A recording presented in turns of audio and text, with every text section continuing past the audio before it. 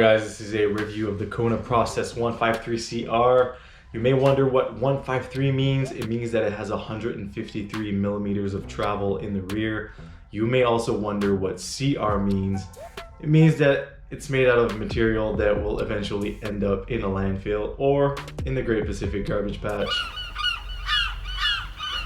So before I talk about how the bike feels, I just want to say that I am 5'8" and I ride a medium frame. I've had the bike for almost 2 years now, and I can't believe how fun this bike actually is. It's the kind of bike that is really easy to get used to as soon as you hop on it. It feels really balanced from front to rear.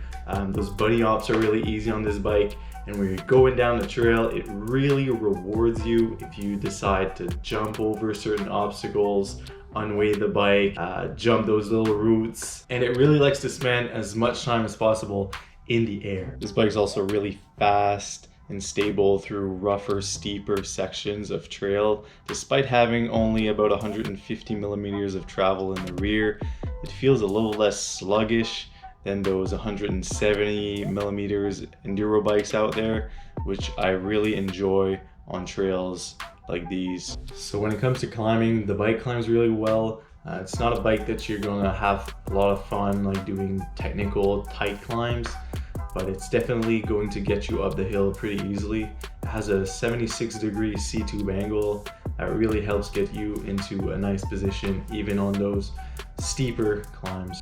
When it comes to the setup that I'm currently riding with all the new parts, it's important to note that I did not replace any parts because I really wanted to, but mostly because the parts that were on the stock build eventually became faulty or broke in half or just didn't work. So let's start up front. We have a brand new Fox 36 Grip 2 with 170 millimeters of travel. It's a bit bigger than the stock build, which only had about 160 millimeters of travel in the front. It makes the bike a little bit slacker, the wheelbase a little bit longer, and I really find that it helps in those rougher sections, steeper sections, and plus the fork is super plush and amazing, so why not? For shock, I replaced the stock shock with a Float X2 from Fox Racing Shocks. It's amazing.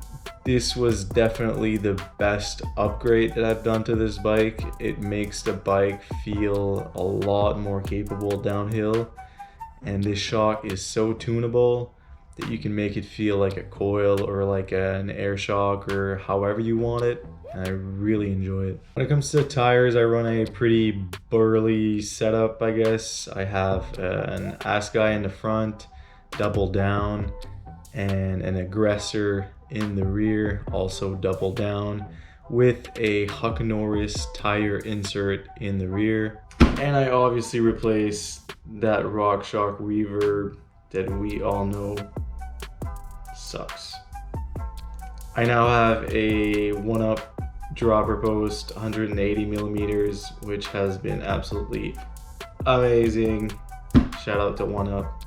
So as you've probably figured out from this video thumbnail, I did actually break the rocker link on this bike while taking pictures for this upcoming review with some of my friends. And as it turns out, I have a pretty good local bike shop here in the region that deals with Kona. I did not have warranty on this bike since I bought it secondhand, but they did send me a brand new rocker link for a few $100. It took about a week to get here, and it seems to be a lot beefier than the previous version. So I'm pretty stoked about this. Even though the rocker link actually did break, it seems like they've learned from their mistake. I'm probably not the first one if they've redesigned the whole thing. Still pretty happy with this bike. It's an extremely fun bike, and I wouldn't change it for the world. Hope you enjoyed this review of the Kona Process. If you have any questions, please leave them in the comments. If you enjoyed this video, give it a thumbs up. If you haven't subscribed already, please do that. And we shall see you next time. Peace.